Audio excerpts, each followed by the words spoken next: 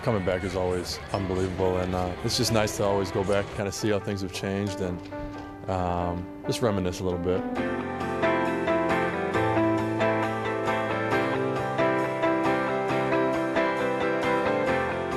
Brown Deer grad and former Marquette standout Steve Novak recently returned to Milwaukee for the first time as a New York Knick, scoring 11 points in a loss to the Bucks.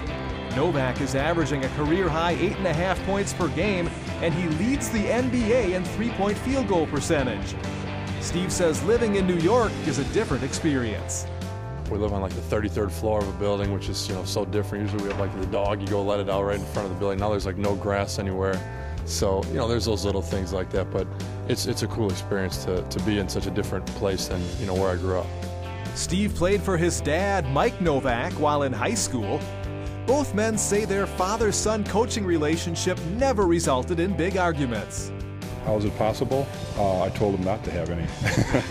No, seriously, we didn't have any blow-ups. Yeah, we had a good relationship, and I loved playing for him. He wasn't never a coach that was he wasn't playing mind games with me or anything like that. It really was.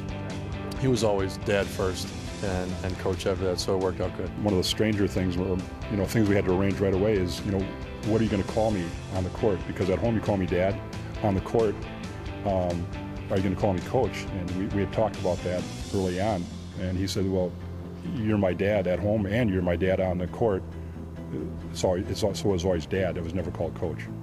The Novaks are definitely a basketball family. Steve was a senior when brother Chris was a freshman playing for the Falcons.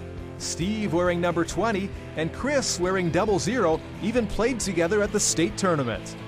Older sister Andrea was a standout player at DSHA and then Michigan Tech, while younger sister Maggie is a junior playing at DS. Oh, well, it was cool because I was able to be there a lot during the lockout and see the start of her season. So I think it was nice that I was actually able to be there for part of her games and her season, to be around her and her teammates. So that was nice, I think, to have that time. And then, I get shipped off, and right away I'm in San Antonio, then New York. So I think, I've been obviously keeping up on them, and since I was kind of there in the beginning of the year, they kind of had a face to go with and follow me when I was in New York.